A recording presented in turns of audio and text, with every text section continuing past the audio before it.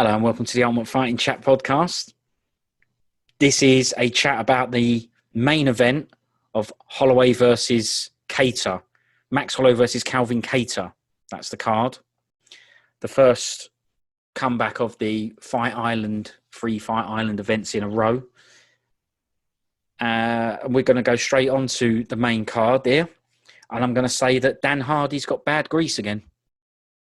Can't believe you brought it up. Yeah, but I noticed it. I mean, it's like he dipped his head in a vat of lard before he went out there. I mean, still, look, it's quite cool. He's quite a cool-looking fella, right? So you can kind of get away with it. But yeah, I don't know why. He can't get away with that grease. Sorry, that is a crap haircut. It looks crap on him. You're right. He's a cool-looking fella. He don't look cool at the moment with that grease. It don't help with them big headphones, big tank drivers on, right? It don't help. But the grease is bad. He looks crap. He also does McGregor's when he's watching the fights, doesn't he? So he stands up. Yeah, stands up doing fists and stuff, yeah. Yeah, and it all gets into it, gets interactive. Yeah. And Anik's got that crap moustache that he brings out sometimes. Yeah, why has that been agreed? He's doing his thing. He usually does it in November, doesn't he, for that Movember? That's what I thought. Well, I thought the same, and I thought all the months, because I have no idea what day of the week it is, what month it is, nothing. And I thought, no, there's no reason. He's just having a tosh because he wants one. Yeah, I think that is it. Yeah. It ain't a great... I mean, it's not a terrible tosh, but it's not particularly good, is it? I mean, look, he looks all right, doesn't he? But, you know. Yeah, he's qual. That's about it. I mean, Buffer looked like crap in his I-80s jackets. I can't stand them. I don't remember his jacket in this. Was it just another big square blue one or something? No, it was like another one of those. What are they called? You know, those pictures where you look at them, and the more you look at them, you see a picture behind the picture, kind of thing. You know, so it looks like a hip shape. Stethoscope or something. Spiroscope. Telescopic spiroscope. No, it's not that. It's a mosaic. They're called magic eyes. No, they ain't called magic eyes. They are called magic eyes. And they just look like pictures of random kind of colours. But when you look at them more and more, you see a picture in it, kind of thing. Oh, anyway, it don't matter. It looks like somebody's just puked all over his jacket numerous times, or I don't know. No, I'll tell you what. It looks like it's rusted. It looked like it's just rusted overnight. Style. Anyway.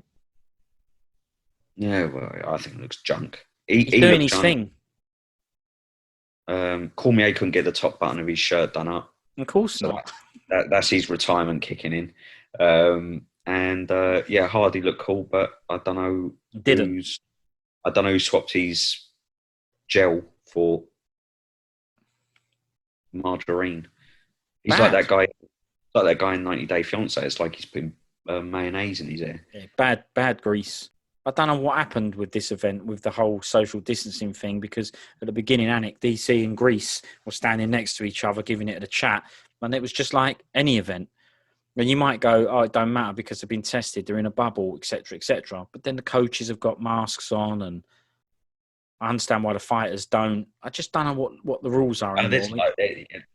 There's loads of stuff, you know. When you look at those events, you're like, all right, well, hang on a sec. They want to have a photo after their bloke won in the cage at the end, and they all pop the masks back down. It's just, oh, forget it.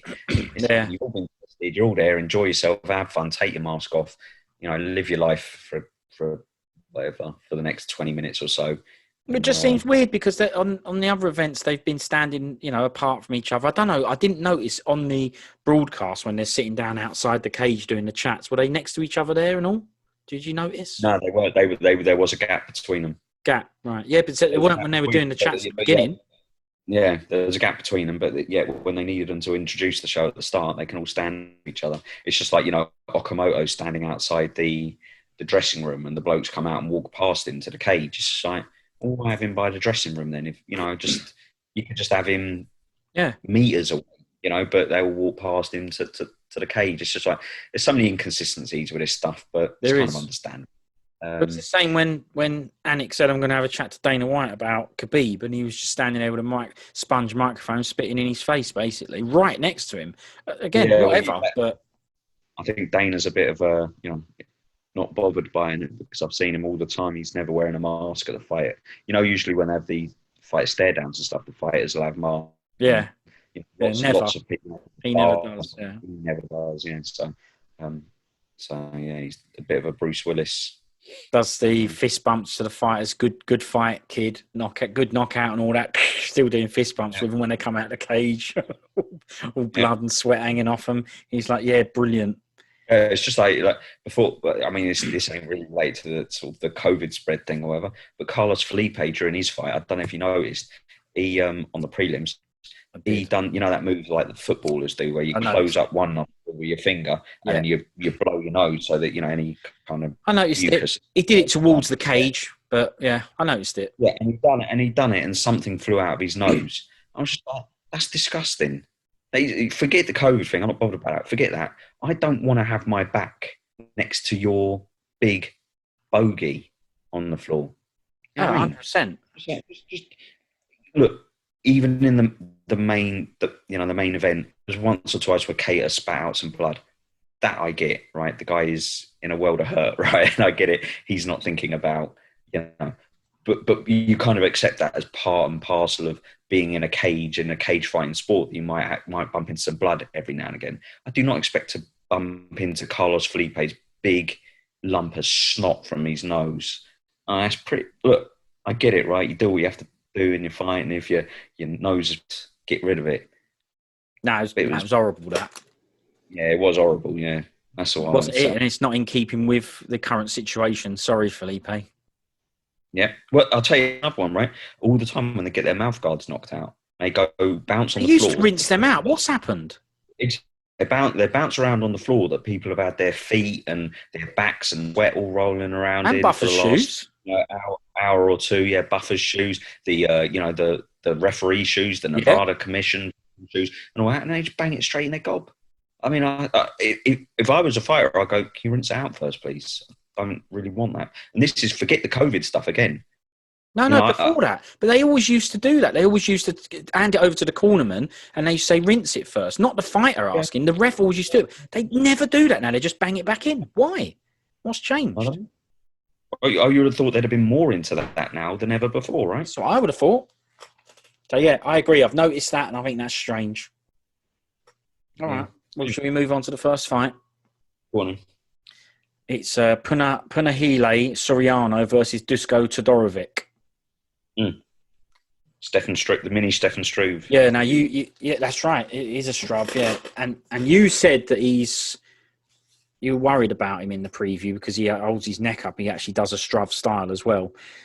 Well, you couldn't have been more right, could you? Let's be honest about it. So take this fight away. What are we saying about this fight? Well, like you just said, when I watched this fight, I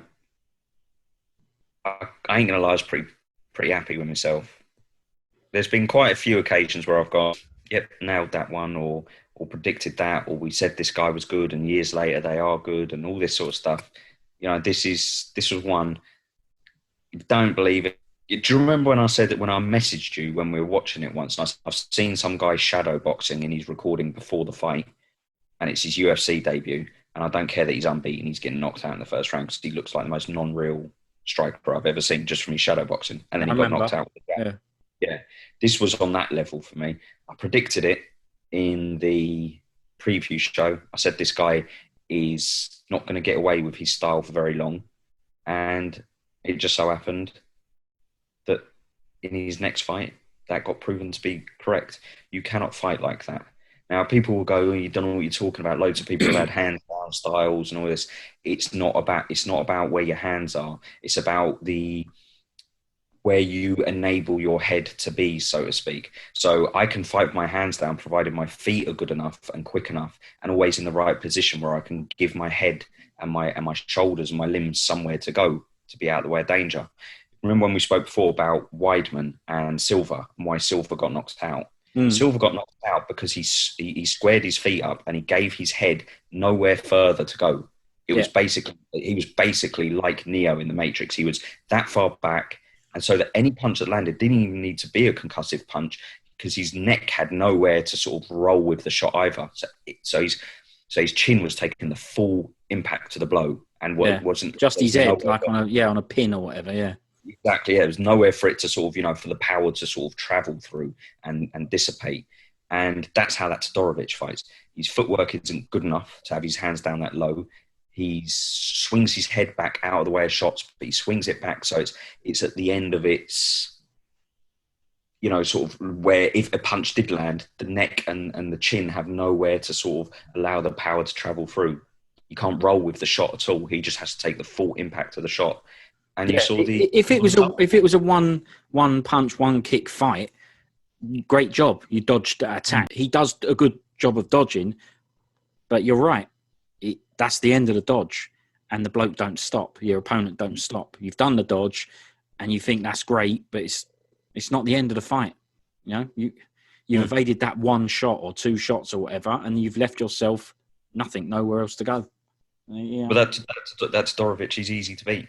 It's quite simple now. Don't throw one shot. Throw 1, 2, 3, 4. Come forward. You'll catch up with him. Yeah, exactly. That's exactly it. You'll catch up with him. His head will run out of places to hide, and you'll catch him one of those shots. And when you do, it's likely to have a bigger impact than if you just caught him, say, in a normal sort of striking scenario where, even though it might not look like it, they always say that the punches that knock you out are the ones you don't see and stuff like that. And there's truth to that, because a lot of the time, even if you get hit with shots, your body's still making those micro adjustments of rolling with a shot a little bit or bracing for impact. He gives his head and his chin zero opportunity to brace, to have any way of absorbing that damage. He just puts it on the precipice, and if you land, it's like he pushes himself to the edge of a cliff, and if you land, even if you just push him with your little pinky, he'll go over the edge of the mountain. He gives himself nowhere to go. It's a dangerous fighting style. It got exposed. He's not going to have a long, successful career if he continues to fight that way. It's that simple. And they were all saying in the commentary, look at his head movement, all this sort of stuff. No, his head movement's not very good. It's not very good. Head movement isn't just having an overhand right whiff past your chin every so often. And you go, oh, wow, isn't he brilliant? That's not good head movement. Like I say, predicted it beforehand. With that style, you will get banged out. And like you said, this wasn't a one-shot knockout as well, where he got hit once and that was the end of the fight. And you go, oh, well, that guy got lucky or whatever. He got banged down about, 3-4 times? Yeah. He almost concussed 3-4 times. By not great punches, big, wide, swinging punches. He weren't even that good, that Soriano. Not being nasty. Well, I think he was good as in he done what he needed to do. He knew, did. If I come forward and do exactly what we're saying here, give this guy's head nowhere to hide. Yeah, he's going to get done. Then he's going to get done. And he done it, right? He landed the knockout shots. When he did have him in trouble, he stayed aggressive and all that kind of stuff. True. So I thought he'd done good, but that guy needs to really have a serious think about his fighting style. Yeah, well, Hardy said that when he done some of the dodges, he said, look at that dodge. You've got to have real confidence to do dodges like that. But I agree with you. It ain't just about the dodge. It's about where your feet and body is after the dodge. It can't always be perfect. Can't always be good. But that's not movement, is it? It's just swaying out the way. It's not the same as moving, But in many ways, it's what somebody who's not a trained fighter, if you got into a street fight, that's what you would do, right? Dodge, So if you're in a street fight and you're somebody who's, two people are untrained, one guy swings a punch at the other one and the other one will generally lean out the way or something like that. You'll know if someone's trained because what they'll do is they'll slip or they'll duck or they'll parry or they'll block. Or, by the way, I know this Todorovic is very skilled and he's very trained. That's not what I'm saying. But what I'm saying is his selected choice of evasion from strikes is not a very good one. It's one to be used in desperate scenarios, scenarios where you're, say, sort of out of where your feet aren't in the right position. It's not saying, good head movement is somebody throws a shot, you slip it, so you stop them from throwing a follow-up shot, but you also close the distance. It enables you to land your strikes after. That's not what he does. He basically, to me, it looks like he's desperately trying to get out of the way of shots. It doesn't look controlled. It just doesn't look controlled. That it's not good. I don't think it's a good idea to carry on pursuing that fighting style.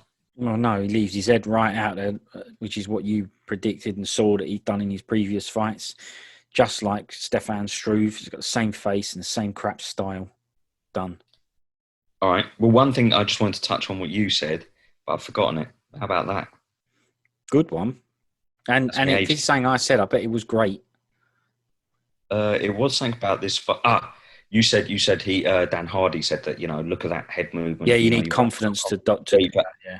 Yeah, but that guy's got confidence, right? Because what was he, 7 or 8-0? He was unbeaten at the time. He was. Let's see if he's still got the confidence to fight with that style after he's been essentially knocked out 3 times or so in one fight. Maybe it's the wake-up call he needed. Maybe now he will not have the courage or the conviction to fight in that style because he knows the repercussions. He's been getting away with it. Let's put it like that. He's been getting away with it. You just made the best point ever, which is that the blueprint's there. Yes. Yeah. If you've got him as your opponent, you know exactly what to do. You just keep going. You keep advancing because he's going to put himself on his heels and leave himself nowhere to go and get banged out. So he does need to change it. That is for sure. But if his coaches, I know they're probably listening to this anyway, but if they don't take...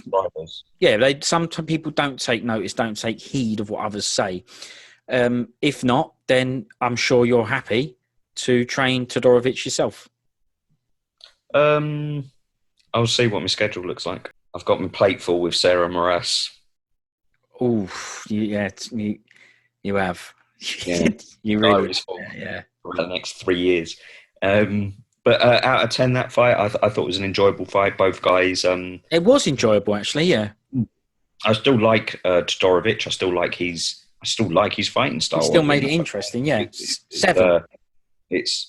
I would agree. I think I'd agree with that. 6.5, 7. I enjoyed it. But what I will say is, I didn't really like the Soriano that much. You're right in correcting me and going, look, he did what he needed to do. He reacted to what was going on in that fight, continued to pursue it because he knew, look, the answer's here, and got the win in round 1. He got a knockout in round 1. But the punches that he was throwing were really big, really wild, really swinging, and they weren't that good. And in the after-fight interview with Soriano, he admitted to Anik. He said to him that he was tired. He alluded to liking the stoppage because of it. It was only round 1. So it just told me a lot about... I like the honesty and going, look, I was really tired there. I didn't think it was going to be stopped because he was grabbing my feet, grabbing my legs. But I was tired. I'm glad it was stopped. Like round 1? So that ain't great. Yeah. I have to say, I thought his punches towards the end started looking a bit heavy. It's only the fact that Todorovic was so out of it and couldn't mount any kind of defense or resistance or learn how to move his head out of the way of shots effectively, that kind of didn't expose that a little bit more, because I thought his punches were starting to look a little bit army already. And I was like, blimey, this guy, if Todorovic can kind of get through this round, he might be able to sort of drag this guy down to the mat and beat him up like he did the last guy or something. So yeah, I do think that it wasn't a break. Yeah, he was throwing big wild shots, but he shouldn't have been, not like hundreds of them. Yeah, he shouldn't have been that banged out from right. gas-wise. Definitely muscly. I'm just saying it's something to note. If I'm picking the next fight with him, because obviously before I said to you, I don't know who this bloke is. Now I do. I'm going to be wary of that he's got no breath and his punches weren't tight. I'm just saying I'm not that confident with him. Worked in this fight, and we'll see the next fight. So we're going to move on to, an exciting fight on the card on paper. This was one where it's like, oh my God, yeah, great. We're going to see whacking Buckley again versus Alessio di Chirico. Right? But this is the one where we said, if this guy loses this fight, he's out. Was it 3 or 4 beforehand he'd lost? We said it. But what we also said was, it's for him to prove and go, no, ain't going nowhere. But, one of our bets was which you hated, was if he loses this fight, he could be on the chopping block. Well, I'm just going to let you know, he ain't on no chopping block. He didn't lose this fight. And it's important. The reason, because they got rid of blokes on wins before. They've got rid of blokes and just gone, lose the bloke with a long grease. The Greek bloke with a weird fighting style who trains with Zahabi, the best barnet in MMA. Oh, you asked me this, Elias Theodorou. Right. Theodorou, right? That guy. he was winning fights and everything. They still got rid. They can get rid of you on a win. It isn't a dead cert. Oh, you win your next fight. Yeah, we'll keep you. It isn't. But you know what? He's definitely staying because of who he done. Yeah, and the way he done it as well. Correct. So it was good. So speak to me about the way he done it. I'll leave it up to you. Well, I look. You have to take when you get something right. You have to be there and take the plaudits, which I'm sure will come my way for the Todorovic. And you've also got to take it when on the chin when you get it wrong. And on that preview show, I said that I think the Chirico is too slow, too stiff, basically a Marvin Vettori, but a couple of levels behind. And honestly, I didn't see him winning this fight. I thought he was kind of made for someone like Buckley, who was just going to catch him with an overhand right and a left hook or something like that. I thought, it'd be too slow. But wait, whoa, let me stop you there. Let me interrupt you there. I'm going to interrupt you because what you don't realise is that you've done him a favour by doing all those chats. Yeah, that's what you said. But he listened to all that and it gave him extra motivation. Don't worry, you helped him out. Yeah, I'd like to think so. We did also say, didn't like the fact, that we were talking about he could potentially lose his job through this, and all that. Didn't, for some reason, I really like Italians. I don't know why. You do? Bud Spencer, Terence Hill, Franco Nero, Giuliano Gemma. You do? I know that's your reason. I don't know why I do, but I do. I really like Italians. I don't know why. It's just like every time I see an Italian fighter, I'm like, go on. It's got nothing to do with the European. I don't give a rat's about European. Look, I'm a British guy, and when the British guy gets in there, obviously I support British guy, right? But that's kind of where it ends. I don't then go, oh well, he's from Belgium, and Belgium's only out across the channel, so I'll support him. It's like no, it's at that point you might as well be American, Swedish, African. It makes no difference outside of being British. I have no, if you like, allegiance. But for some reason, I always like Japanese fighters and I always like Italian fighters. I don't know why. We always like Alessio Sakara. I like Italians as well, yeah. Yeah, I like Vettori. I like the Chirico, even though I don't like some of his fights that much. I just like Italians. And the fact he won was brilliant. Buckley showed me a lot about You've himself. forgotten Carlo Pedasoli Jr., the grandson of the great Bud Spencer. Yep, one of your favourites, yeah. But 100%. But I think Buckley, we've heard obviously some negative stuff from James Krause. Or hang on, wait, not James Krause. James. Which one? Yeah, the James Krause. Okay. And like heard some stuff that apparently he's got bad attitude. I pay no attention to that kind of gossip or what have you. But to me, he showed something about himself. He got knocked out. I think it must have been an especially difficult pill to swallow because he's on this ascent, right? And he went viral and he's kind of like known globally as that guy who done that kick and all that. Got knocked out afterwards as well with a punch. Next fight as well. Smash someone else out. Yeah. That's it. And then he's had it all snatched away by this bloke who, let's be honest, we even said on the preview show, why is the Chirico fighting this guy? Surely he's not. He deserves someone more towards the top 15. Yeah, we said it was to get rid. Coming off 3 losses. Yeah. Not coming off 3 losses, that's for sure. And yet Buckley took the fight. When he got done, he got up, gave the guy a hug. Good, wasn't he? I've seen a statement since where he's like, you got to take the wins and the losses. Enjoy this one, the Chirico. And stuff. And I'm just like, so Buckley's brilliant. A lot of the time, as I've said to you before, I warm to guys more through seeing them come through adversity rather than when everything's going good for them. And to me, that showed me something about Buckley where I went, I like this guy. Good bloke, yeah. Yeah, the kick, obviously, that makes me go, he's wicked. But we thought he was a wicked fighter before that from the Kevin Holland fight and stuff like that. But this made me like him on a different level, if you like, where I was like, this guy has got something about him. I like him. He's good. But he is. Very good. Chirico showed something as well when he done the chats after. He loved it. It takes 2 guys to tango and all that sort of stuff. He's brilliant. He said to Annie, didn't he? He said, look, I don't like it that you only interviewed a winner. Sport's made by 2 people. Just letting you know. Yeah. Don't like it. Brilliant. So, yeah, he's good as well. We've agreed he's good, though. Italian, isn't it? Yeah. Head kick knockout.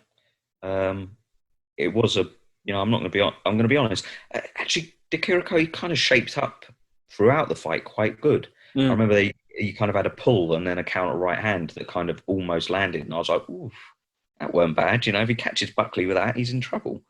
And eventually caught him with his boot instead. And yeah, and a good one as well. It was it was close in as well. He threw that close or whatever, which is why the shin went across the top of the head rather than a foot, whatever, because he was in close.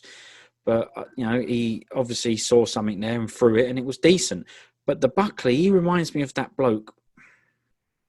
Is his name Aaron Pico? Is that his name?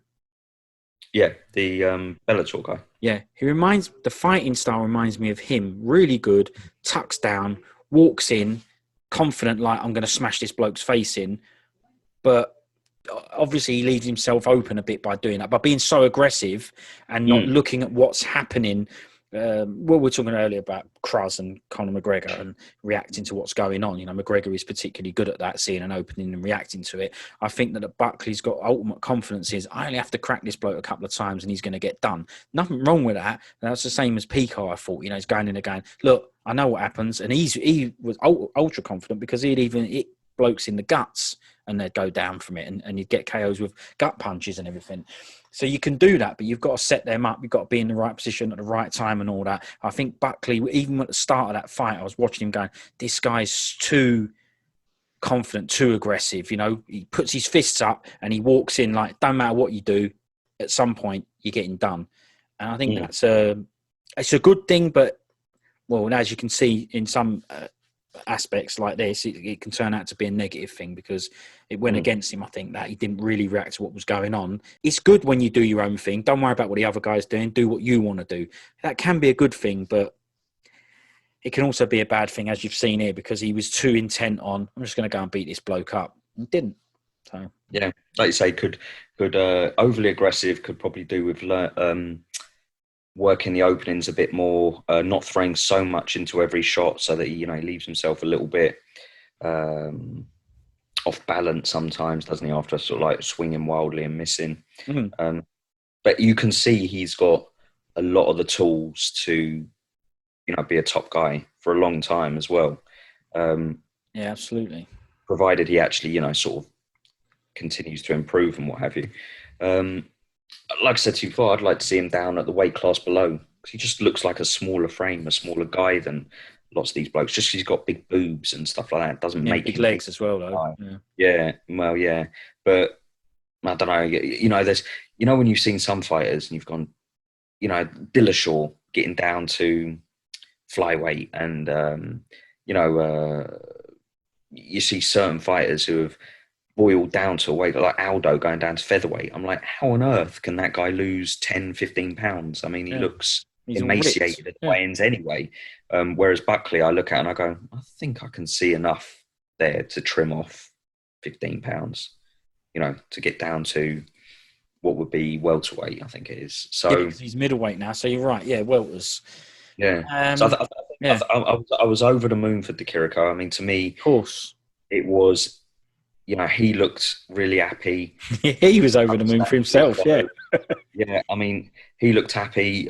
Buckley, the way he responded afterwards, good. So it was just a sort of a all round good. So I'm going to give that fight like 7.5. I like the thing about it. There's nothing bad about it other than the fact that it didn't go that long and there wasn't that much excitement outside of the knockout. But everything that went around it as well, I'm going to give that a 7.5. I really like if I'm giving Soriano Todorovic 7s, then I've got to go Buckley and Chirico's. It's got to be an 8 easy. It was a better fight. It was good. But we liked all of it. See, this is the thing. We like the after fight. We like the way Buckley was after the fight, and we like the way Chirico was doing chats after the fight. It was brilliant. Both brilliant. Good, that. And it's a nice way to win, because it means that Chirico's keeping his job, and they ain't going to get rid of Buckley. Not a chance. No way. No. They shouldn't anyway. He's amazing. So he's good as well. Buckley, to me, he's a guy, even if he sort of like dropped a couple more now, I wouldn't get rid of him, because he'll be a top guy. Or you'd argue he is kind of a top guy already. I think he's really, really good. Really good, Buckley. And it's got nothing to do with that kick. Imagine that kick never landed. That kick does mean a lot, but that ain't why I think he's good or thought he was good. No. Thought he was way before that. Thought he was wicked even after he lost his debut to Holland. He's good, full stop. So yeah, keep him for ages. Lock him down to a 10-fight deal. Yeah, we're not getting rid of him. Sorry, you ain't going nowhere. More smashes, as long as he wants the smashes. I think he does. Yeah. Next fight got performance of the night, and it was Santiago Ponzinibbio. His nickname is Argentine Dagger. Quite good, isn't it? I don't know what it means, if you know what I mean, but it sounds good. I'll have to have a think about it. Santiago. Oh, sorry, go on. Argentine Dagger versus Lee the Leech, Jing Yang. And I think we both picked Ponzinibbio in this, thought he was going to win. He got done. Sorry. We did say we weren't in round one. We didn't say we weren't sure how he'd come back because he's been out for a long time. True. So there was that element of doubt for us. We just thought the Ponzinibbio that we last saw would be good enough to beat the Leech. Now that turns out not to be the case. Well, but it ain't because we thought the Leech was crap. We said the Leech is good. He's a decent fighter. It's just that one's a bit more tighter, and the other one's a bit more loose and baggier, if you know what I mean, a bit more wild. That's all. Yeah. The other one would probably take some counters, probably block some shots, get in close, do what the other bloke done, is what I thought. Exactly what I was going to say. Yeah, it's kind of the roles reversed in the end. That they both threw a right hand at the same time that both missed, and Jing Lang was right. You're going to have Lee the Leech. Yeah, that'll do. He was quicker, sharper, more compact to come back with a follow-up strike, and Ponzinibbio wasn't. And that was the end of it. Now, what I was going to say to you is Ponzinibbio entering a Little Nog lookalike competition, or what? He's not as puffy and bumpy yet. He's a less Wars version. Yeah, maybe a few more knockouts might see to that. But he really does look like little. If you take Little Nog from like 15 years ago, he's basically looks exactly the same. Yeah, it does look the same. Yeah, it does. I have to say, but he's Brazilian. No, he ain't. He's Argentinian. Yeah, he likes to chat, doesn't he, the Leech? Oh, yeah. I mean, I thought the same. We'll give him a little bit because he has to wait for a translator, but it ain't that. Because once the translator stopped, he was like, no, I've got some more stuff to say. Just hang on a minute. I'm going to keep going. Hey, look, the truth is he was loving it. He was enjoying his moment. And Ponzinibbio weren't. He had the right up, didn't he? Stormed out and all that business. Not as bad as the Griffon running away. If you like, both reactions are understandable. Of course they are. I'd never sort of hold too much of the way somebody behaves after a fight against them, because it's obviously a very emotional moment, and if it hasn't gone your way, I understand that you might want to get out of there and whatnot. So obviously, if you can stand there and do a Dominic Cruz or what have you, and take it on the chin or do a Buckley, that does reflect well on you. I've got no problem if he did have the ump and he ran out, which he didn't. If he did, that's fine and understandable as well, isn't it? So yeah, especially after 2 years out, he's probably been dreaming about this for 2 years, how he's going to come back, how it's all going to go, and then he gets knocked out by somebody who can't stop talking. So yeah, that's why it's good for the Leech, though, isn't it? That's why it's extra good for him, because he knows all these things, and it's an amazing win for him. I mean, he's good anyway, but I do think he's good. As good as he is, I do think Ponzinibbio is better, but he wasn't better. That's it. It was a real sort of standoff affair, wasn't it? For the for the time it did go. It was only in one round anyway. Yeah. Yeah, but there wasn't not much did happen throughout the fight until obviously the finish. So sometimes fights like they can be very exciting, but sometimes they can leave you a little disappointed. Like so to me, I still don't really know that the Leech is better than Ponzinibbio. I could say the same about Buckley and Chirico. It's like I feel like those kind of matchups, when they end like that and when they are that style, I almost feel like, well, I could have run this fight 10 times and 5 times one guy win, 5 times another guy win. You know, it's not conclusive. You know, if Ponzinibbio outstruck and dominated him grappling wise for 3 rounds, you kind of go, well, Ponzinibbio is better than the Leech. It's just a better fighter, Yeah. Whereas yeah. when it ends like this, you always feel like he just landed before him. There's still that element of Ponzinibbio could still be the Leech or could be better than Leech. He just got caught that night. Correct. That's not taking anything away from the Leech. I'm just saying it's sometimes it leaves that little element of doubt, or it's not conclusive. You know, we've seen times before where people have been knocked out by someone, but then gone on to, you know, sort of overtake the person who knocked him out's career because they got knocked out by him. But it doesn't necessarily mean they're not, you know, as good as them or not better than them. So I don't know. We'll see where the Leech goes. He's got a good, decent UFC record. Brilliant. Yeah. He is good. Yeah, he is good. The old Ponzinibbio, I don't know. I don't think it's because he had 2 years out and he's crap now or anything like that. But I just thought he was a bit. I thought he was a bit sharper, a bit tighter than someone like the Leech. I thought it was. They're similar fighters, but just one's that's a little bit tighter, and that's a good style matchup for him. That he's going to have someone who's a bit more looping, a bit more wild. He was good by the Leech. There's no doubt about it. Good legs, got good muscly legs, isn't he? Yeah, he's got good everything, and he's yeah. I mean, I don't know why. You know, I mean, he was nothing wrong. You know, it's a good stoppage and all that sort of stuff. Yeah, it's all good. Yeah, no controversy here. Nah, I think it'd be quite good to see someone like the Leech maybe in against a, you know, like a Vicente Luque, someone like that next. Bloody hell! All right, that's quite power, isn't it? It is, yeah. But Ponzinibbio was, before he had that 2-year layoff. I mean, he was highly ranked, wasn't he? I mean, he was top 10, 7-fight streak, I believe. Yeah, so he was, you know, he was a top guy. I mean, it's definitely a good one for sure. And you got to get through. They're on the same level, aren't they?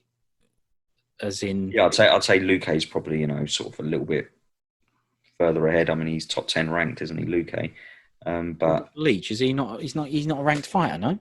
No, not a ranked fighter. Neither was Ponzinibbio going into that. So welterweight's amazing then. Who's the top 10 welterweights then, please? He might be ranked now. I mean, let's go through it very, very quickly. Who's the top 10 welterweights? Because if them two ain't in it, I know. Look, I'm going to know some of them, right?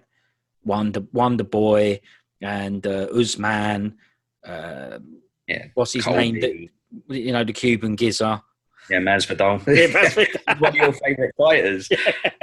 But it's because I'm trying to say them all quick, so I'm getting all flustered. Yeah, so I'm going to know some of them, right? But I'll tell you, and I'll tell you now. The top 10, Usman is the champ. You got Covington. But then it might be Nick Diaz might be in it, and all that. There's some fake welterweights now, isn't there? Cerrone's still in it. I don't know. There's some fake ones. Forget all that. Not interested in that.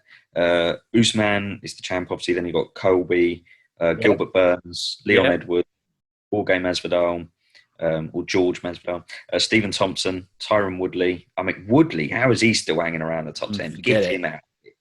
I mean, here's another one that shouldn't be in the top 10 anymore. Damian Maia. I mean, get rid of Woodley and Maia out of the top 10. I mean, that's ridiculous. So yeah, those two. Is that the 10, is it? Sorry? No. Then Michael Chiesa, Neil Magny, obviously fighting shortly. Wednesday, Vicente Luque, that's the top 10. Then after that, you got Jeff Neal, Bilal Muhammad. Again, Bilal Muhammad might be a good fight for the Leech. Yeah, that's a good one. Both guys are on a little bit of a streak, and but that's number 12. Then it's Robbie Lawler, Chimaev, and then for some reason Conor McGregor. Chimaev. Yeah, I mean, who's he actually beating? Chimaev. Unagreed. Gerard Mearshart. He beat the Northern Irish guy whose name eludes me right off the top of my head. And then a bigger bloke. Another Mearshart, Welsh guy or something. Or was it like John Phillips, wasn't it? Yeah, John Phillips. I think Well, it's the same bloke anyway. A big Welsh. Mike Tyson. Yeah. That's it. So yeah, I mean, I don't know how he's got a a top 15 ranking from that. No, you get rankings on fighters you beat, not based on your popularity. Silly. Yeah, not based on how savagely you might beat Rubbish. the non-ranked guys who you have beaten. So, it doesn't matter that he won those fights extra convincingly. It doesn't matter. I It's the need to see difference, him yeah. in against the top 20 guy before I can go, he's worthy of being in the top 20, let alone the top 15. So he definitely doesn't deserve that No, 15 rank. crap rankings, that.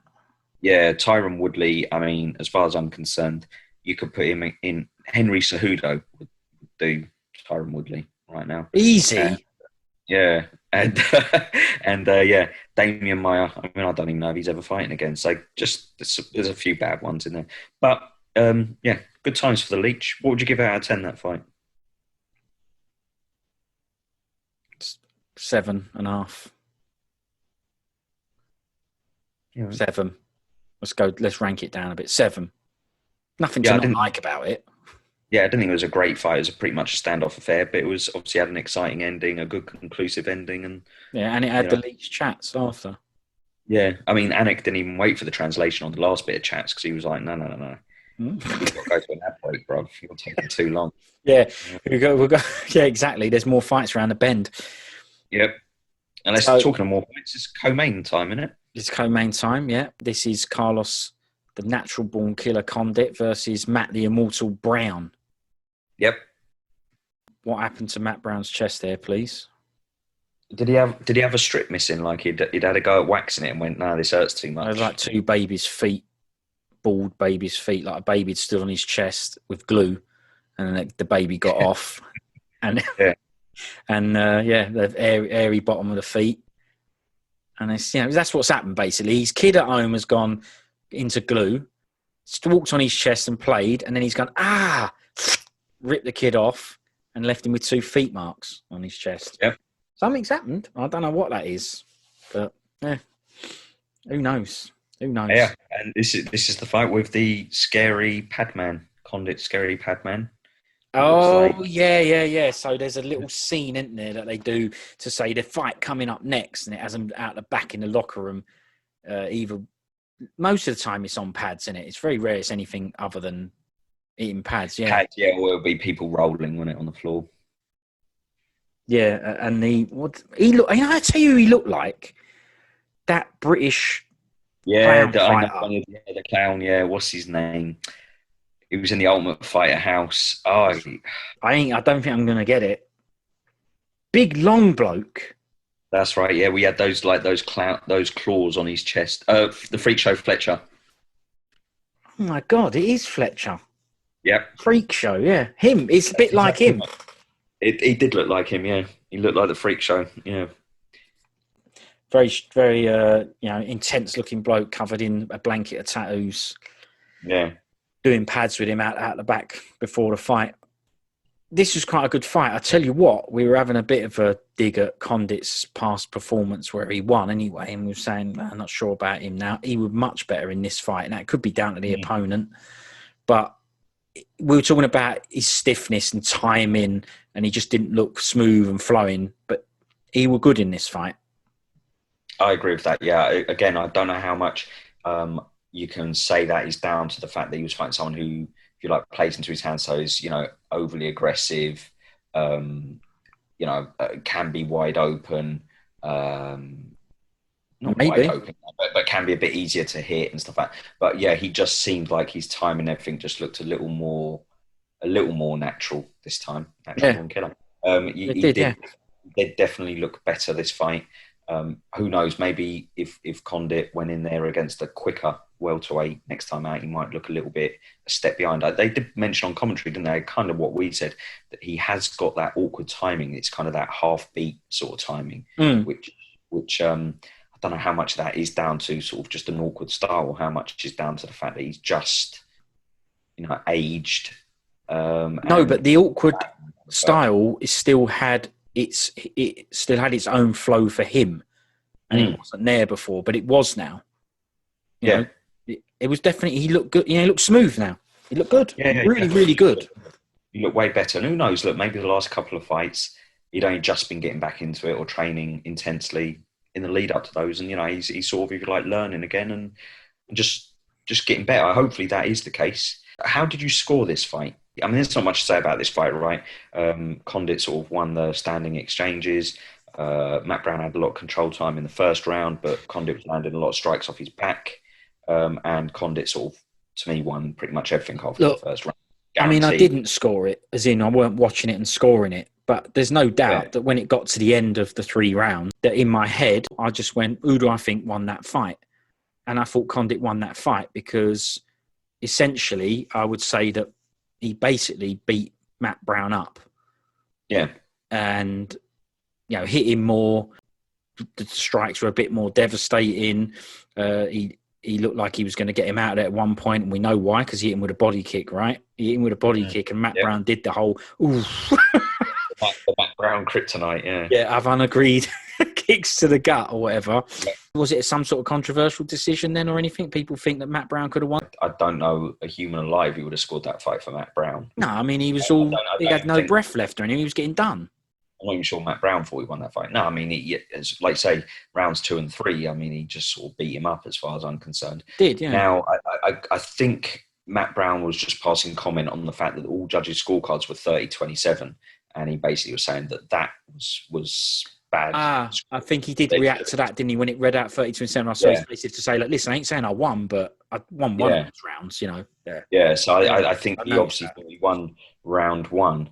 But I thought Condit won round 1. Look, I was okay. If someone said to me, Matt Brown won round 1 on my card, I'd go, of course. I can totally see why you've said that.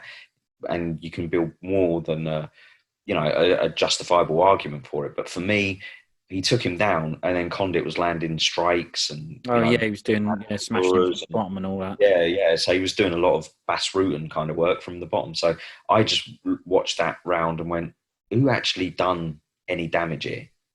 You know, who would I rather be? So would I rather be somebody on the bottom?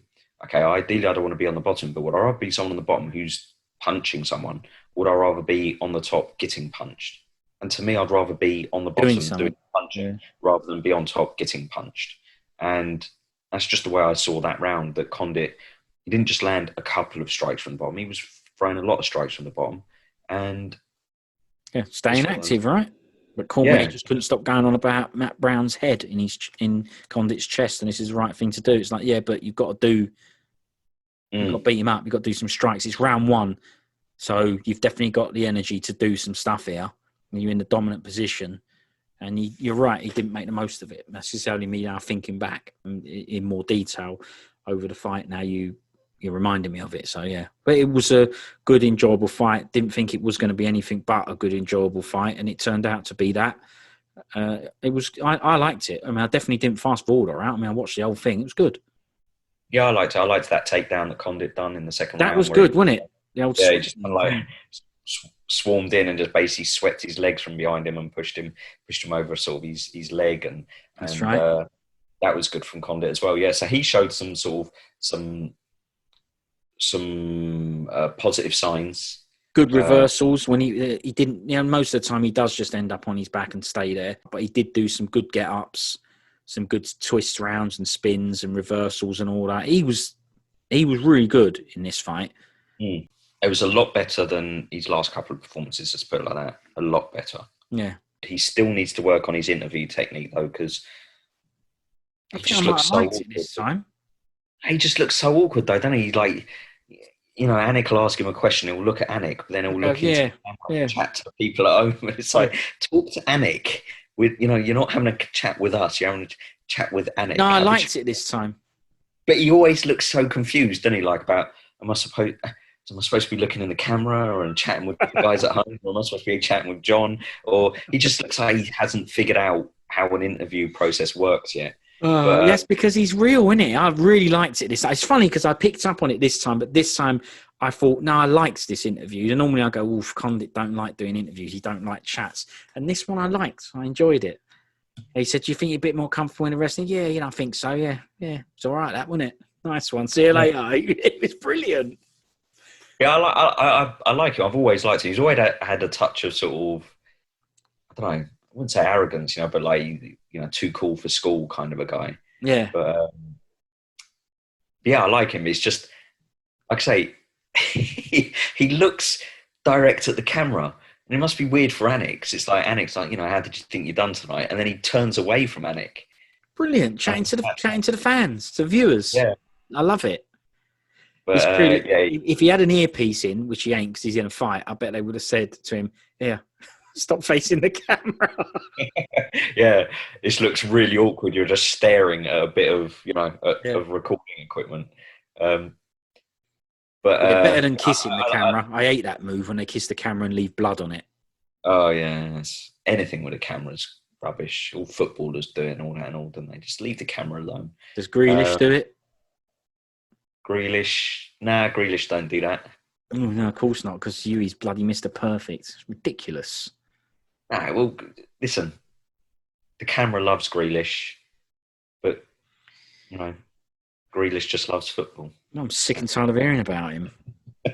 You brought him up. Well, that's true, I did, yeah, but I shouldn't even know who he is. He's the best footballer of our generation, British footballer of our generation. Yeah, ask Bam. I will ask Bam. Yeah, I'll tell you what. Go and have that chat with Bam in a year's time when he's been transferred to, I don't know. Yeah, he looks good because of the team he's in. He never does because obviously I support Villa and I don't ever want him to leave.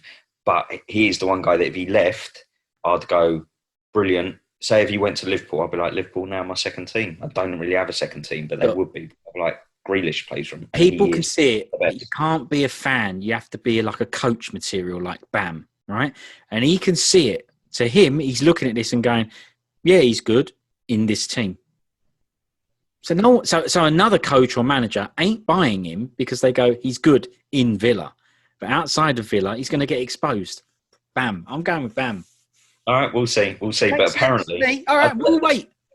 Right, I don't want to talk about it because it ain't about fighting, right? But when I talked to a couple of mates, I spoke to them about What do you mean Grealish. a couple of mates?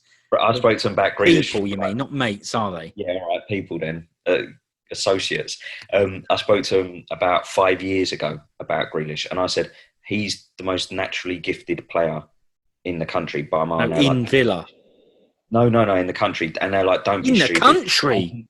Yeah, and even like up until a year ago, I was saying, look, this guy could play for Barcelona, Real Madrid, Liverpool, Man City. He is the top player in the country. And they used to laugh at me going, oh my God, he's rubbish. He only looks good. He's done a band. He only looks good because he plays for Villa. Yeah. And I was like, if he played for a good team, he'd be even better. Because your argument is he'd have the support of the better players as well around him. Yeah. That's it. And now they are talking about all clubs, all the top clubs like Man City, Liverpool. They're all interested in him apparently. And so I told you guys about this 5 years ago. If I was his agent, I'd have got him a big move 5 years ago. The guy is amazing, but that's it now. You wouldn't have got him a big move 5 years ago because people would have been having the Bam thought process about it. They would have, yeah. You would have had to convince them, and you may well have done, by the way, because you were beating the drum. But all I'm going to say is Che Mills. Yeah, okay, I got that one a bit wrong. It don't matter. I spotted the talent from years ago. That's all I'm saying. And he's now a guy that probably is worth 100 million plus. And I was telling people 5 years ago this was the best British footballer in years. 5 years ago, I was saying that. So imagine if I was on the scouting team at United, they could have bought him off Villa, say 5 years ago, probably for about like 5 million quid. And now he'd be worth over 100 million. I'm basically worth 95 million quid. That's what I'm basically saying. But anyway, let's get on to the main event because the main event was... It remains to be seen how Grealish is going to perform in a better team. Sorry, we'll have to wait and see, won't we? We've said it here, we'll wait and see. All right. Main event, got fight of the night, understandably so. Max Holloway versus Calvin Kattar. I think you really liked this fight, didn't you? I mean, right from the get-go, round one finished, and my comment was, blimey, this Kattar got slapped up in round one. And round two finished, and I went, blimey, round two was even worse. Then I stopped after that. I didn't have to go, round three even worse, because it's the same comment through the whole thing. I was like, blimey O'Reilly. Now, I've got not a lot. I don't want to say a lot because people will turn off. I've got some stuff to say about this. And believe me, I really liked this fight. So do not think I did not like this fight. I loved it. I enjoyed it. It was bloody brilliant, right? And already I was like, blimey, this might be the best fight ever. It's great. Loved it. Really enjoyed it. But there's always something to be said, isn't there, for a fight? I think even if you really like this fight, I think you'll still agree with this in principle, that a really, really, really good fight, the best of the best fights, as we've said, has a story and has a lot of back and forth. And because this was so dominant one side, I can't rate it better than, say, a Pat Badder and Czech Congo. Even though it was wicked and essentially it was a better fight than that, it's not, because it was all Max. And I love that. You know, I love dominating fights. That's why I liked GSP, right? I got no issue with it being dominating. I'm just saying that I can't go nuts and say it's the best fight in the world ever when it was so dominating on one side and there was not much threat coming from the other side. That's my thoughts on, is this the best, best fight ever? So, nah, because it's too one-sided. Your go. Oh, no, I agree with everything you've just said. I thought it was an amazing main event. I think that was one of the best. Max put in one of the best performances, because unfortunately, I guess some people say, "Oh, yeah, but how good was Kattar?" I think this fight showed that Kattar is amazing. It showed a lot of things that people, if you like, were question marks about Kattar. Right? He can go 5 rounds. You know that now. Easy. Yeah. Now we know that's easy, right? He goes 5 rounds getting beaten up. Yeah, and at a hell of a pace. We Yeah. know he can take a shot. We know he's got the grit, the fight, and everything necessary to be a champ and a really successful fighter. Yeah. Even skill-wise, that guy, Kattar, was showing so much brilliant skill in that fight. You're probably saying that he had good defense and stuff, because I think he did. Even though he got beaten up, I still think he had good fighting defense. Yeah, I mean, I was throwing loads at him. Yeah. I'll get onto that later. But I agree with everything you said about the fight. I loved it when I was watching it. I think it's an amazing fight. It's got so much to say for it. Max, to me, that was one of the best UFC performances I've seen. Right? So it's brilliant. Of any bloke. Yeah. Amazing. Calvin Kattar showed one of the grittiest performances I've ever seen. Yeah. Right? So it's got that to say for it. But when it comes down to great fights, so if I was going to say try and sell the UFC as a product to somebody, I would always say to them, go and watch Poirier versus Gaethje, or Gaethje versus Johnson, or Gaethje versus anybody, right? Or watch those fights, those back and forths. You brought up Pat Barry versus Czech Congo. Those kinds of fights where you're like, oh my God, he's done him. No, he's done him. No, he's done him. Oh my God. Travis Brown against Orlovsky. Yeah, all amazing. Those. What was it? Travis Brown against Brendan Sharp when he started his dreams, and all that sort of stuff, right? Those fights they have. I always said to you as well, didn't I, that one of my favorite fights was Carl Froch, who coincidentally Calvin Kattar is trying to look like. He does it's no difference. Yeah. Good one. That's a good one. That Carl Froch Jermaine Taylor fight, right? That was. There's a real story behind it. Jermaine Taylor, basically got into a lead. Carl Froch started dragging him back and basically knocked him out with seconds to spare in the 12th round. And that made an amazing fight. It was back and forward. You didn't know who was going to win until the last 10 seconds. Yeah. This was just a 25-minute beatdown. And it was a beatdown where I could see so much from Kattar and go, man, you are so amazing. And I was watching that fight going, I feel sorry for Kattar, because I honestly believe that Max that night would destroy anybody at featherweight. Anybody. I don't care who you say. I don't care about Volkanovski. He's done him twice. Well, not in my opinion, he hasn't. He's beaten him twice on the judges' scorecards. I think Max won them both, but I was okay with both decisions. That's fine. But I'm sorry, that Max smashes Volkanovski in. It's unbelievable. The speed. The speed, the varying strikes, the accuracy, the full MMA game. Guy's amazing, man. That was unbelievable. And the thing I noticed more about this fight than any of his other fights is, to me, his punches had that little extra crisp snap and damage to him. Yeah. I've always, you said before about someone like Sean O'Malley that he feels like he needs to grow into his body a bit more. He's one of those wiry guys. And as he fights more and more, his body will become more battle hardened and he'll just become more solid as a guy. But at the moment, he still looks a bit frail, so to speak. That's right, Sam. I've always thought that about Max, right? A long, bandy sort of guy, and I've always thought he's a bit loose, a bit Nate Diaz-y. You know, he looks a little bit like all arms and legs, doesn't have that snap. Now, to me, that fight showed me he's developing that manpower, if you like, Yeah. that snap, that crunch in his punches. And I'm Yeah, serious. he's not a kid. Yeah. To me, Kattar is, by getting through that fight, has shown himself to be at least top five, if not the second best fighter in the division, because everyone else would get smashed by that, with the exception of maybe the new Ortega, because he was amazing against Chan Sung Yun. I still Yeah, think he. well, yeah, I don't I know. still think he gets smashed Holloway by. blazed him. He Non-man did, but version. yeah, it's true, he did.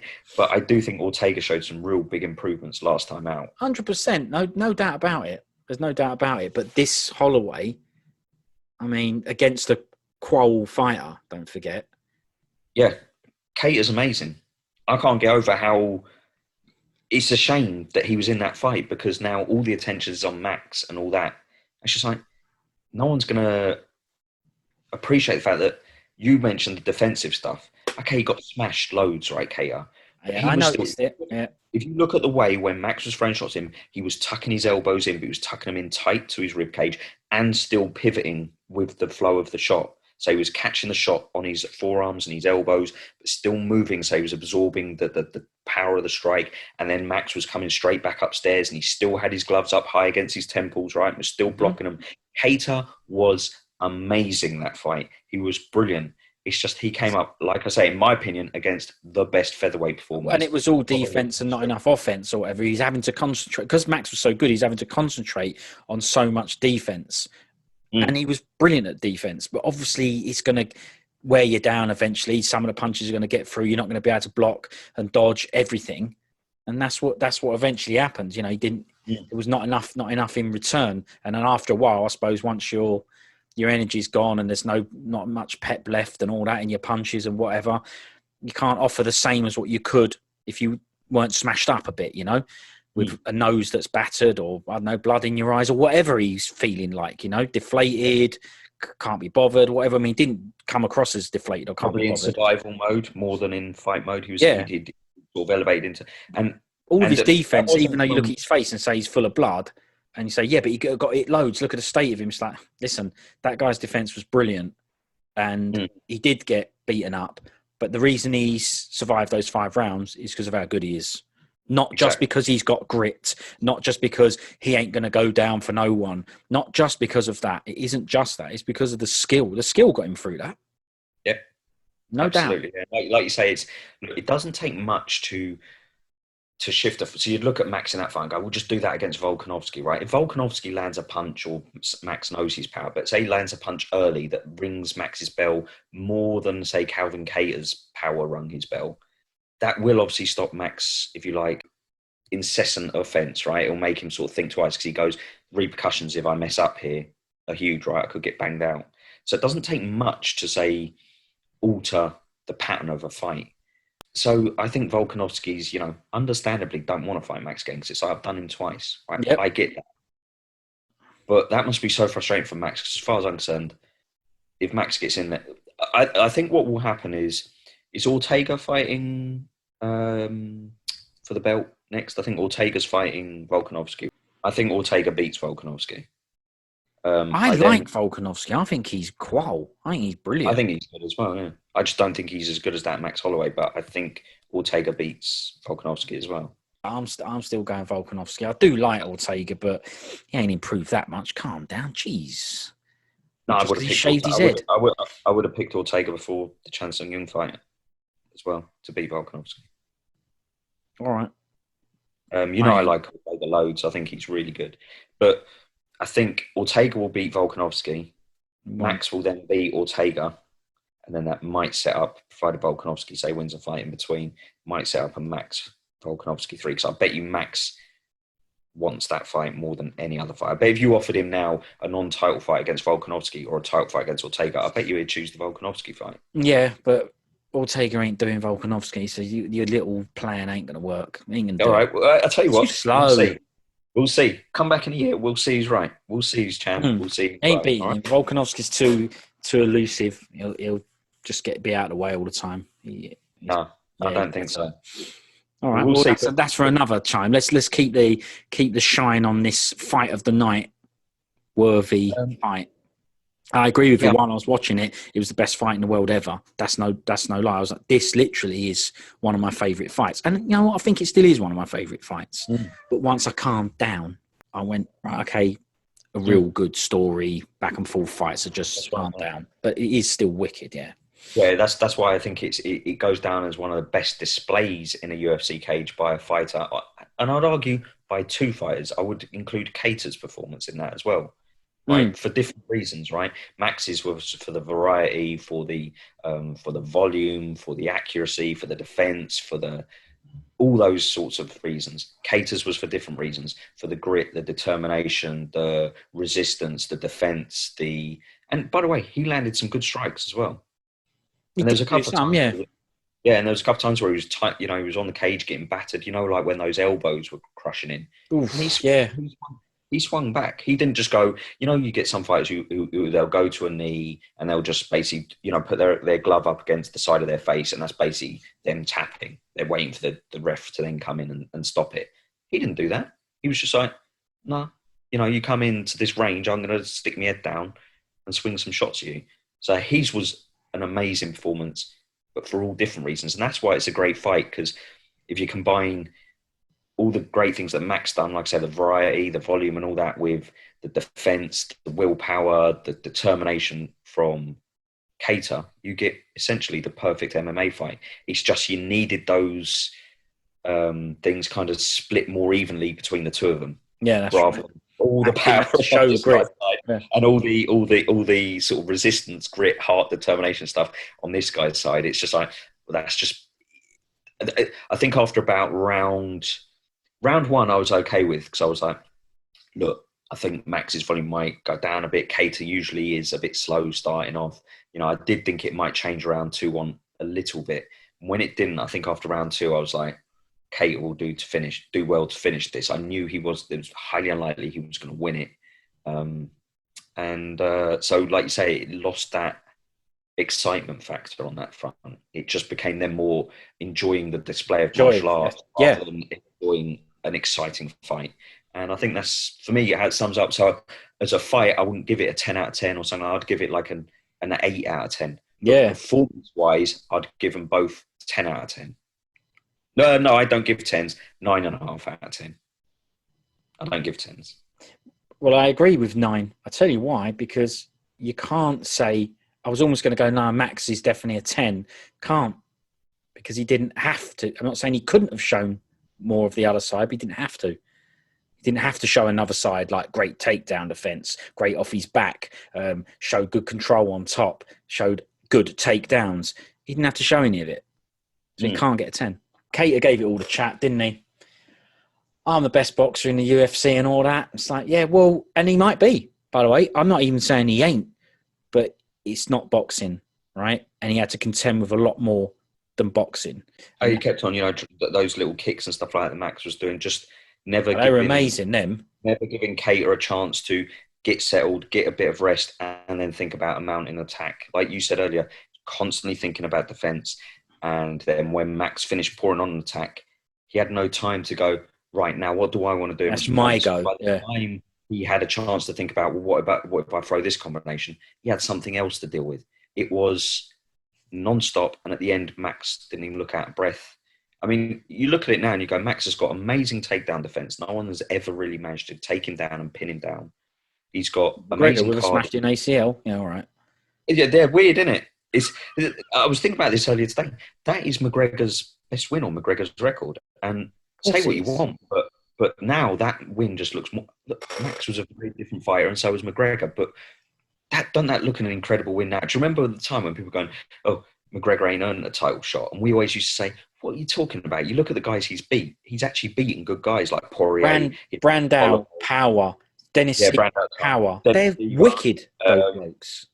Yeah, he'd beat really good guys, even as a debut. What was the guy's name? The Dragon Ball bloke. Yeah, he was a good debut guy to fight against. Brimage. Yeah, Marcus Brimage. Yeah, brilliant. He's a good guy to fight in your day. He weren't rubbish. McGregor beat, and we used to look and go, why do people say he's been, if you like, fast tracked to the title shot? It's like, he's got a wicked record. Poirier is amazing. We were even like, Holloway is amazing. Chad Mendes, Yeah, Chad Mendes. Roids. Exactly, yeah. So I think that just those wins, the Poirier and the Holloway wins on McGregor's record, they're still the best wins on his record. Forget, I don't know, whatever you want to say, Cerrone, Alvarez, forget all that stuff, Diaz. Compared to Poirier and Holloway, they're crap wins. The whole main card was on ABC. You can just imagine the meeting afterwards with Dana, all red and pink and massive and cleaning his teeth out from the snack he's had. You can imagine him sitting there going, I told you. Mm. And if it was me, I was Dana, UFC or whatever, I would be saying to those guys, thanks, because I told these guys it was going to be amazing, and it can be a stinker. These fights can be crap. They can be. But this is everything I promised those blokes. Yeah, and more. Yeah, and you'd have to sheet them up for it. Sorry. You'd have to. I thought they have laid the groundstone for that ABC thing. Those ABC blokes are going to be like, this is mint this. Do you know what I thought of at the time, the comparison? I thought, to me, those guys have just done what Stephen Bonner and Forrest Griffin did from the Ultimate Fight finale. Yeah, agreed. They've done that. Yeah, absolutely. Because we can see it's a big deal, this ABC thing. Don't mean nothing to me and you, but it's a bit like if they took the boxing off of Sky and put it on ITV, like back in the days. It would be a big deal, right? It's on mainstream telly. Anyone can watch it. Like they said, you flick the channels and it's on. And Max Holloway's on, UFC's on, which hasn't happened before. So I do understand what they're saying, but it's obviously a big deal because they kept showing things in between this event, didn't they? About Muhammad Ali on it and stuff, so it is a big deal to them. Yeah, they put on a show or whatever. It was really enjoyable to watch. So they said with Max Holloway, he's been doing no hard sparring. They kept bringing it up. And they kept saying, like, look, he's done no hard sparring. If this is what you get for doing no hard sparring, everybody put your... I know they're messing about with it, but, everyone put your sparring gear away. This is obviously a good thing. This is going to get people thinking, blah, blah, blah. What? These are fighters talking. I'm not. And I was thinking, guys, what you're forgetting is he's probably done buckets of hard sparring and he's been in loads of fights. So that experience is there. This is just what I'm thinking of, right? I'll obviously ask you about it now. So it's all well and good going, you don't need to do it. But I would guess if I was to become a fighter, I'd have to do some decent hard sparring to prepare for a fight. Maybe he don't have to now because he's done it all already, if you know what I mean. So maybe now he can knock it on the head. But it sounded to me like the advice is, look, guys, you don't have to worry about this anymore. And I thought, yeah, maybe he don't have to worry about it anymore because he's been there, done that. Well, what's your thoughts on this? Hit me with it. Well, I think it's all personal. It's down to the individual. Different people respond well to different training techniques. But to me, it depends what you call hard sparring. If you're talking about, like, I don't know, getting in there with somebody 20 pounds heavier than you who's trying to knock your block off, no, that's never beneficial for anybody. But I do believe that you need to have hard sparring. As you know, if say boxing-wise, you spar hundreds of rounds.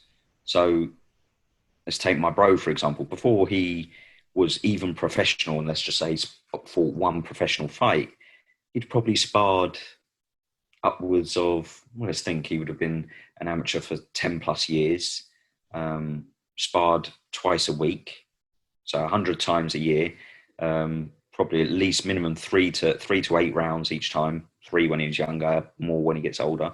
So you're looking at, he would spar, I don't know, let's just say 500 rounds a year, something like that, for 10 years. So he sparred 5,000 rounds. That's not including his fights as well. So, like you say, he's in that time, he's developed his skills. He's gotten to a point where he knows how to block punches, how to deal with punches, how to slip, roll, fake, deal with different styles, deal with southpaws, deal with orthodox, all that kind of stuff, how to deal with, a big puncher, a softer puncher, how to be aggressive, how to fight on the back foot. He's dealt with all those scenarios.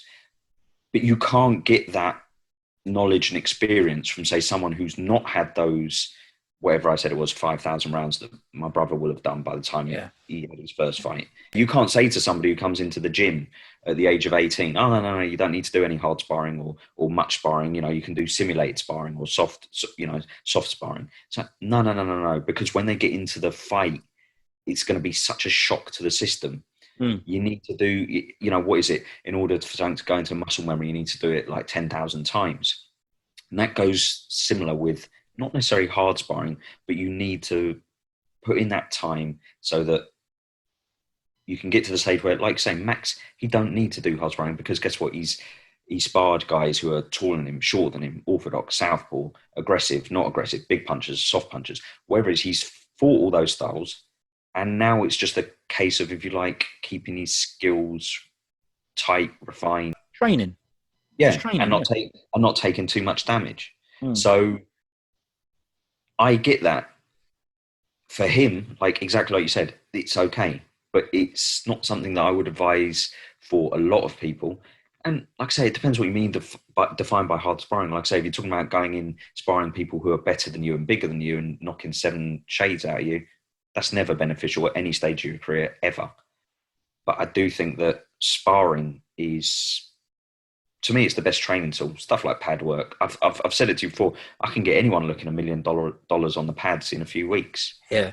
The real skill is getting somebody in a ring who doesn't flinch when a punch is thrown at them, who, when a punch comes at them, they look at opportunities of how they can evade the punch and counter, who, when they have punches thrown at them, can keep a cool head, don't just put the gloves up around their head.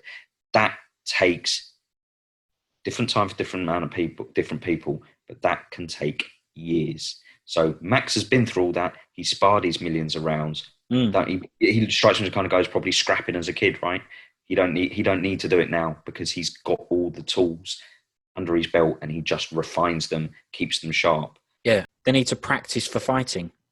Exactly. So, I know they were being flippant with it and joking around with it, but a bit. Yeah, no, it's nonsense. If you like, was it shooter box that used to, spar? That's right, like Vanderlei and all that. Yeah, I don't agree with Shogun. that. I don't agree with every time you go down the gym, you have a gym war. I don't agree with stupid stuff like that. I think you need to take care of your brain and your body as much as possible. But yeah, sparring is the best training tool. And so neglect it at your peril is what I would say. But Daniel Cormier and Dan Hardy have told you to. So yeah, I've told you to put your sparring gear away. Put the sparring gear away, and get the pads out. I'm telling you now, if you have a guy two people similar ability, and they start training, say, boxing at the same time, we'll take that as an example, and one guy does a lot of training sparring in a year, and another guy just does loads and loads of pad work and drills for a year, and then they have a fight at the end of the year, I know who I'm putting my money on. Easy as well. Not even close. So, yeah. It just makes sense, doesn't it? It just makes sense. It's the truth. Like I said, he's practicing for a fight, and the other bloke's doing some exercise. Essentially, yeah. Exercise based on fighting, yeah. But and valuable, and will make him better than he was before, or her. But it doesn't compare to the real thing. Sorry, that's the end of it. And if Cormier wants to have a smash with me over that, no worries. Let's do it. You know you'd get done because he's massive. Yeah, I know. Yeah, just lie on top of me and Now that we've been through it, that main card, you've pretty much given a 7 to a 9 to every fight. So that's why when on our preview show, I said I gave the event about 7.5 out of 10. You went 7.5. I'd only give it a 6. Do you now understand why I gave it a 7.5? Yeah, of course. Yeah, the prelims ruined it a bit. They weren't great. Apart they from bring the average down, didn't they? Yeah. Yeah, but all the main card fighters showed up, done wicked, was entertaining, and the main event was a joy to behold. Do you think that any of these fighters, I know they know that it's on ABC, do you think any of them put in extra effort in the fight? And you don't think they go, oh, it's on ABC this, so I've got to do better? No, I think it makes a blind bit of difference. No, they just react to whatever's happening at the time or in a fight, and that's it. Yeah, That's it. Yeah, when you're in there, you're not thinking about, oh, I wonder how this looks to the audience, because I want to make sure that ABC get good ratings. That I can assure you that Cal and Kattar was not thinking about that for one split second. He was just definitely weren't. No. yeah, he had bigger, more pressing issues at hand. But What about yeah, the brilliant Max chats? I'm the freshman. Call me a freshman. I thought he had the best boxing in the UFC. He was doing all that, wasn't he? yeah, he was. Yeah, we've agreed Max is good. Do you remember a while back I said, I'm really glad Poirier won the interim lightweight title, because you know how much I'm done by Poirier. He's one of my favourites, right? But in many ways, I was like, it's a shame Max didn't win it, because honestly, I always thought I'd love to see Max versus Habib. And this fight has made me want to see Max versus Habib even more. Habib said he wanted someone to excite him, right? Yeah, ain't that exciting? Yeah. Yeah. How about Max? Yeah, and you know what I'd say to Khabib if he then said to Dana, look, I'll tell you what, someone has excited me even before these lightweight fights coming up. Max Holloway, he'll get me out of bed. If I was Dana White, I'd go, no, sorry, you've made your choice. You've said, I've seen interviews with you saying you've retired. See you later. Sod ya. Yeah, you had Yeah. your chance. Yeah, exactly. Ball's back in my court now. Giving it all the chat, thinking I'm going to wait on you. I ain't waiting on no one. That's it, man. He's like acting like he runs the place. Right, exactly. Getting a little section on the bloody card, having a chat about him. Look, as wicked as Habib is, right? I don't give two hoots. If he retires, the sport moves on. There's plenty of great fighters and great fights out there. It means now to me, really. Obviously, I'd love to see him fight Max, McGregor again, whoever. Oliveira. I like watching him fight because I want to see someone try and break the puzzle, and solve it or whatever. Yeah, so yeah, I don't want him to go, but yeah, there's that intrigue element as well. But outside of that, you go. See you later. You know what I mean? I don't watch UFC for Habib, so it really makes no difference to me whether he carries on or he jacks it in. Other than, like I said, I definitely like watching his fights, but of course, so what? Life goes on, So, but anyway, I'd like to see Max Habib. That's the fight to make. How about that? Pop that in your pipe, Helwani. Why's it got to be him? I don't know, because he'll all be talking about, oh well, Oliveira or Poirier or whoever's got to impress Habib, and I'm like, no, they don't need to. Someone's impressed. His name's Max Holloway. If Volkanovski won't fight him because of I don't want to do a third one, give them Habib fight. Let him smash And he's Habib. impressed the brass at ABC. Most important thing. Exactly. You know what I'm saying? Yeah. Well, there you go then. That's the end of that event. It's been covered. Yep. By the best in the business. Yep. That's the end of it. And I'll see you when I see you for the next one. Nice one, mate. All right. See you later. See you later.